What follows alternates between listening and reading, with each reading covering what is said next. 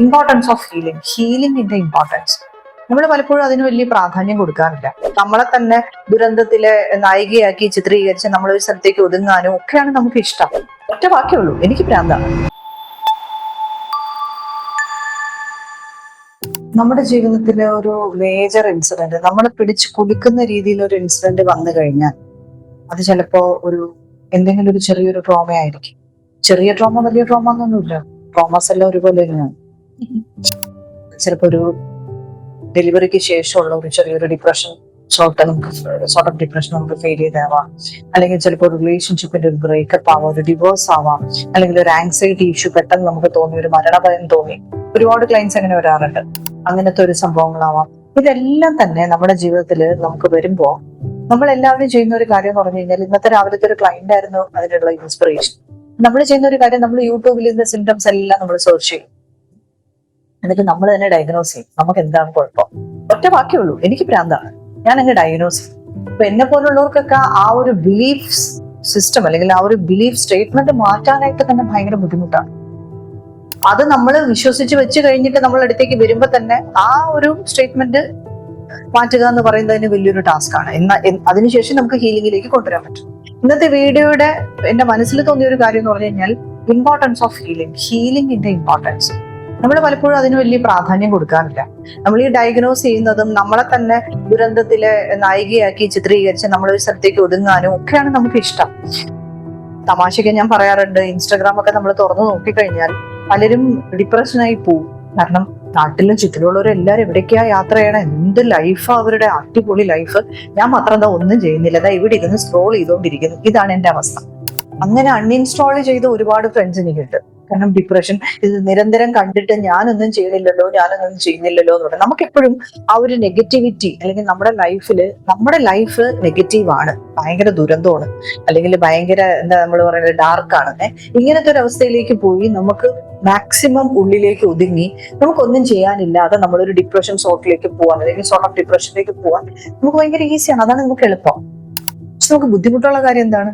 നമ്മളൊരു ഹീലിംഗിലേക്ക് പോവാൻ, അല്ലെങ്കിൽ നമുക്ക് തന്നെ എന്തൊക്കെ മാർഗങ്ങൾ ചെയ്യാൻ പറ്റും കാരണം അതൊരു പാറ്റേൺ ആയി കഴിഞ്ഞു. ഏറ്റവും എളുപ്പം എന്താണ്?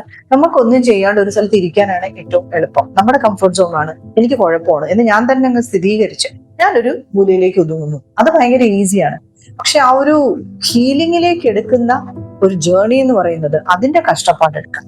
അത് നമ്മൾ കുറെ കഴിഞ്ഞ് നമ്മൾ കുറെ ഗുളിയൊക്കെ വായിലിട്ട് അതിലൊന്നും നേരെ ആവില്ല എന്ന് കണ്ടു കഴിഞ്ഞിട്ടായിരിക്കും നമ്മളൊരു ഹീലിംഗ് പാർട്ടിലേക്ക് പോകുന്നത്. അങ്ങനെയാണ് മിക്കപ്പോഴും ക്ലയൻസിനെ ഞാൻ കാണാറ്.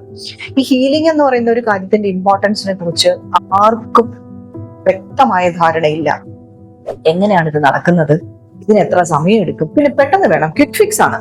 ഇപ്പൊ എന്റെ അടുത്തേക്ക് വന്നു കഴിഞ്ഞാലും ചോദിക്കും, പെട്ടെന്നൊന്ന് ശരിയാക്കി തരൂ. ഇപ്പൊ ഞാൻ നിങ്ങളോട് ചോദിക്കുകയാണ്, എങ്ങനെയാണ് പെട്ടെന്ന് ശരിയാക്കുന്നത്? പെട്ടെന്ന് ശരിയാക്കാൻ കഴിയില്ല എന്നല്ല ഞാൻ പറഞ്ഞത്. ചിലപ്പോൾ 1-2 സെഷൻസിൽ തന്നെ നേരെയായി പോകുന്ന ഒട്ടനവധി കേസുകളുണ്ട്. ചില കേസുകൾ എന്ന് പറഞ്ഞു കഴിഞ്ഞാൽ അതിന്റെ റൂട്ട് കോസ് നമ്മൾ ഫൈൻഡ് ചെയ്യുക എന്ന് പറയുന്നത് ഇമ്പോർട്ടന്റ് ആണ്. പിന്നെ പഴയതുപോലെ നമ്മൾ ഇരുന്ന് ഒരാളിനെ ഉപദേശിച്ചു കൊടുക്കുന്നത്, അല്ലെങ്കിൽ ഇതൊരു സാധാരണക്കാർക്കുള്ള വീഡിയോ ആണ് കേട്ടോ ഞാൻ ഈ ചെയ്യുന്നത്. കാരണം എല്ലാവരുടെയും മനസ്സിൽ നമ്മൾ കുറെ ആളിനെ ഉപദേശിക്കുന്നു, ഇതൊക്കെയാണ് എല്ലാവരുടെയും മനസ്സിലെ കൗൺസിലിംഗ് എന്ന് പറയുന്നതോ അല്ലെങ്കിൽ തെറാപ്പിസ്റ്റ് എന്ന് പറയുന്നത് ഇപ്പോഴും. അതല്ല. ഓക്കെ, നമ്മൾ അതിനകത്ത് കുറച്ച് ഡീപ്പ് വർക്കാണ് ചെയ്യുന്നത്. ഓരോ ക്ലയന്റിലും ഞാൻ ചെയ്യുന്ന വർക്ക് എന്ന് പറഞ്ഞു കഴിഞ്ഞാൽ ഓരോരുത്തരടുത്തും എത്രയെങ്കിലും മണിക്കൂറാണ് ഞാൻ കൂടെ ഇരിക്കുന്നത്. കാരണം അവരുടെ റൂട്ട് കോസ് അനലൈസ് ചെയ്യണം, അവരുടെ ട്രോമ റിലീസ് ഉണ്ട് അതിനകത്ത്. ഈ ഹിപ്നോതെറാപ്പി എൻ്റെ ഒരു ഡിഫറെന്റ് സൈഡാണ് അതിന്റെ. ബട്ട് അതർ ദാൻ ദാറ്റ് നമുക്ക് ഒരുപാട് കാര്യങ്ങളുണ്ട്. ഇമോഷണൽ റിലീസസ് ഉണ്ട്, ഇന്നർ ചൈൽഡ് ഹീലിംഗ് ഉണ്ട്. ഇതെല്ലാം ഹീലിംഗ്. അപ്പൊ ശരിക്കും ആ സൈക്കോളജിയിൽ നിന്ന് മാറി ഹീലിംഗിലേക്ക് നമ്മൾ വരുമ്പോ നമുക്ക് അതൊരു ഡീപ്പ് ജേർണിയാണ്. ആ ജേർണിയിലേക്ക് പോവാൻ നമ്മൾ എത്ര പേര് തയ്യാറാണ്? നമുക്ക് പെട്ടെന്നൊരു ബാൻഡേജ് എടുത്ത് നമ്മളുടെ മുറിവുകളെല്ലാം അങ്ങ് മൂടണം, അതാണ് നമുക്ക് വേണ്ടത്. നമുക്ക് എത്രയും പെട്ടെന്ന് അത് ഫിക്സ് ചെയ്യണം.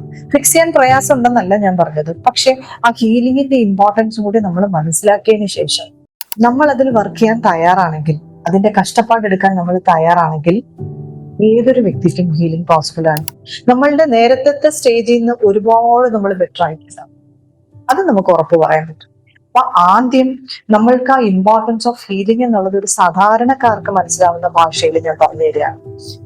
ശരിക്കും നമ്മൾ ഇപ്പം കഴിഞ്ഞ ദിവസം എൻ്റെ അടുത്ത് ഒരാൾ പറഞ്ഞു, ഗൂഗിളിലൊക്കെ നമ്മൾ സെർച്ച് ചെയ്യുകയാണെങ്കിൽ നമ്മളെ എല്ലാ അസുഖങ്ങളെ പറ്റി നമ്മൾ സെർച്ച് ചെയ്യാണ്, എന്ത് കണ്ടാലും നമ്മൾ സെർച്ച് ചെയ്യാണ്. അപ്പൊ നമുക്ക് ഒരിക്കലും ഒരു പോസിറ്റീവ് ആയിട്ടുള്ള ഇൻഫർമേഷൻ അല്ല കിട്ടുന്നത്.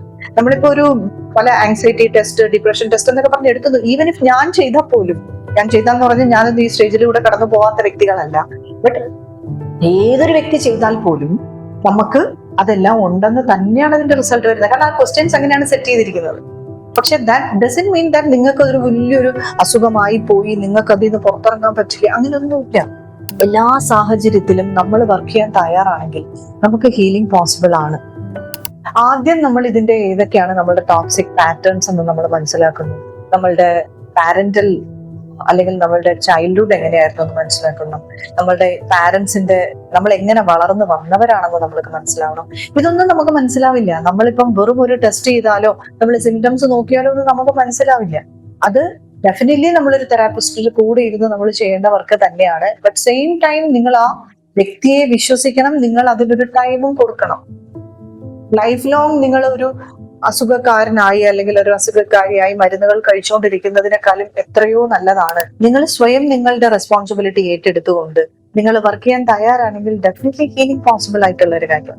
എന്റെ ഉദ്ദേശം ഇത്രയാണ്. അതായത് വളരെ ചെറിയ കുട്ടികൾ പോലും മരുന്നുകൾ കഴിച്ച് അല്ലെങ്കിൽ ബുദ്ധിമുട്ടി അല്ലെങ്കിൽ സ്വന്തമായിട്ട് ട്രീറ്റ് ചെയ്ത് സ്വയം മനസ്സിലാക്കി നെഗറ്റീവായിട്ടുള്ള രീതിയിൽ മനസ്സിലാക്കി അതിലൂടെ ഇങ്ങനെ കടന്നുപോയി ഒരിക്കലും ഞാൻ രക്ഷപ്പെടില്ല എന്നുള്ളൊരു അവസ്ഥയിൽ പോകുന്നതിനേക്കാളും, അങ്ങനെയാണ് മേജർ ആൾക്കാർ ഇപ്പോഴെല്ലാവരും എൻ്റെ അടുത്തേക്ക് വരുന്നത്. ഇതിനേക്കാളും നമ്മൾ കുറച്ച് കാര്യങ്ങൾ, നമുക്ക് കുഴപ്പങ്ങൾ, പണ്ട് ഇപ്പൊ കൊറോണയ്ക്ക് മുന്നേ ഉള്ള സ്റ്റേജസ് അല്ല ഇപ്പൊ എല്ലാം ഇന്റൻസിറ്റി കൂടി. അപ്പൊ എനിക്ക് ബുദ്ധിമുട്ടുണ്ട്, ഞാൻ ട്രൈ ചെയ്തു, അത് നേരെയാക്കാൻ ഞാൻ കുറെ മാർഗങ്ങൾ നോക്കി, പറ്റണില്ല എന്ന് കണ്ടു കഴിഞ്ഞാൽ ഗോ ഫോർ എ തെറാപ്പി. ഏതെങ്കിലും നല്ലൊരു തെറാപ്പിസ്റ്റിനെ കണ്ടുപിടിക്കുക, അവർ പറയുന്ന സമയം കൊടുക്കുക അവർക്ക്. പിന്നെ ക്വിക്ക് ഫിക്സുകൾ നടക്കില്ല. പിന്നെ നമ്മൾക്ക് ആ ഒരു ടൈമും എനർജിയും മണിയും നമ്മൾ ഇൻവെസ്റ്റ് ചെയ്യാൻ നമ്മൾ തയ്യാറാണെന്നുണ്ടെങ്കിൽ definitely we can see the result. Okay, thank you so much from Healing Tree by Billy.